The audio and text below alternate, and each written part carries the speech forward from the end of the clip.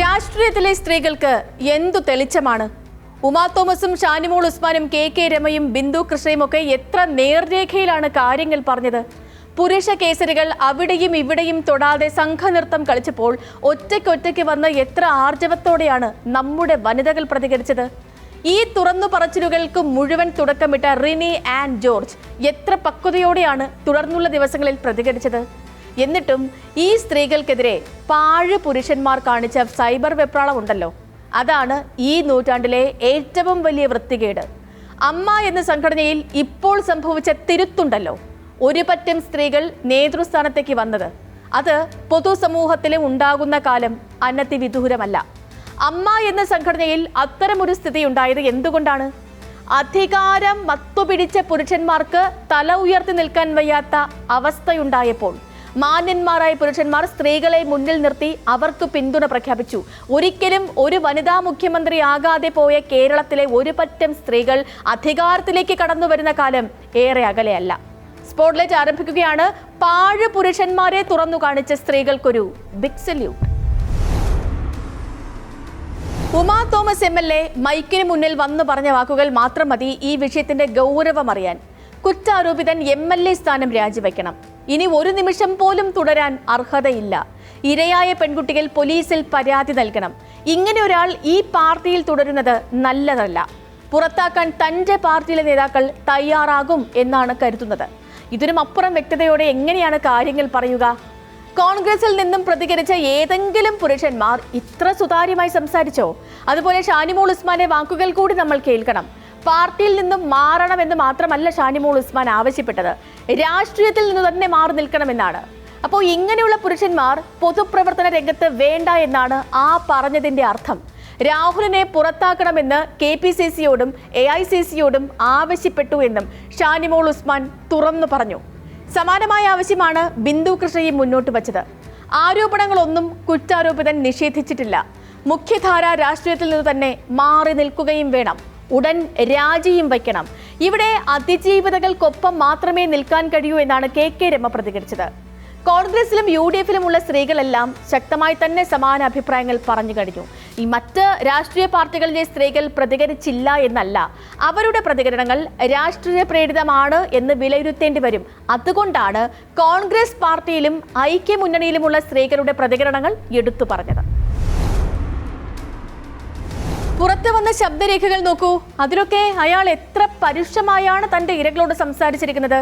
ഗർഭഛിദ്രത്തിന് നിർബന്ധിച്ചത് മാത്രമല്ല ഇവിടുത്തെ പ്രശ്നം, അതൊക്കെ മനസാക്ഷി തരുമ്പുമില്ലാത്ത പുരുഷന്മാരുടെ ഒരു പൊതുരീതിയാണ്. കൊന്നുകളയാൻ നിമിഷങ്ങൾ മാത്രം മതി എന്ന ആ പ്രയോഗം നോക്കൂ.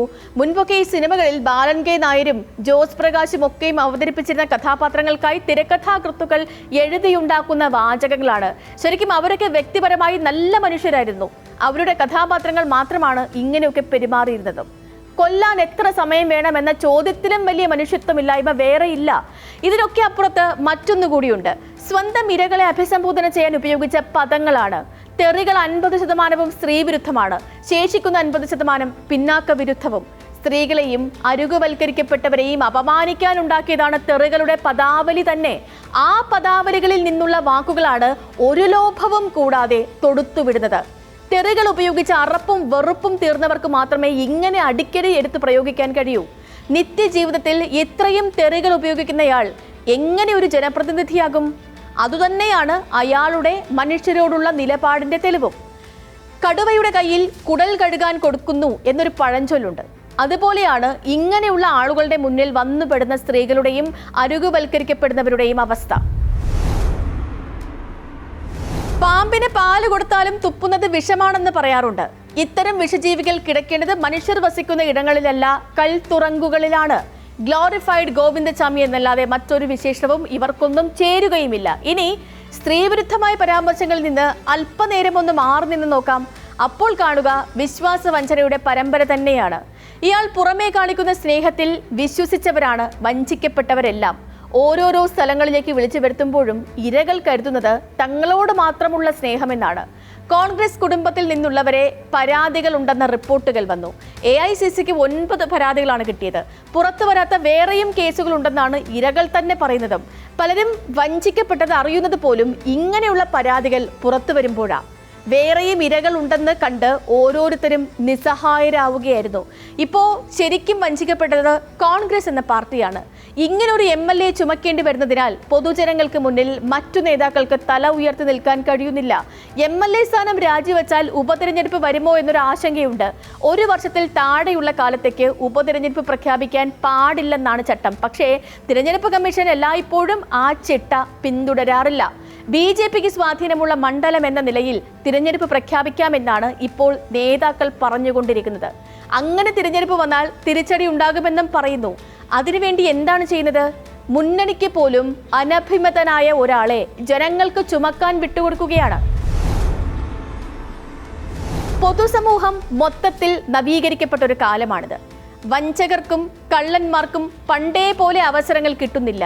എന്താണ് വേണ്ടതെന്ന് സ്ത്രീകൾക്കും യുവാക്കൾക്കും നല്ല ബോധ്യമുണ്ട്. അങ്ങനെയുള്ള കാലത്തും ഇതുപോലെ ചില കള്ളനാണയങ്ങൾ പ്രവർത്തിക്കും. നമ്മൾ പോലും അറിയാതെ നമ്മുടെ പൊതുരംഗത്ത് വന്നു നിന്ന് വിലസും. ഇത് മൊബൈൽ ഫോൺ വഴി ഏതാനും സന്ദേശങ്ങൾ അയച്ചതിന്റെ മാത്രം പ്രശ്നമല്ല. സന്ദേശം അയക്കുന്നത് കുറ്റകരമല്ല എന്നല്ല പറയുന്നത്, അത് വലിയ കുറ്റം തന്നെയാണ്. അതിനപ്പുറം വലിയൊരു ക്രിമിനൽ പ്രവൃത്തി തന്നെ ഇവിടെ നടന്നിട്ടുണ്ട്.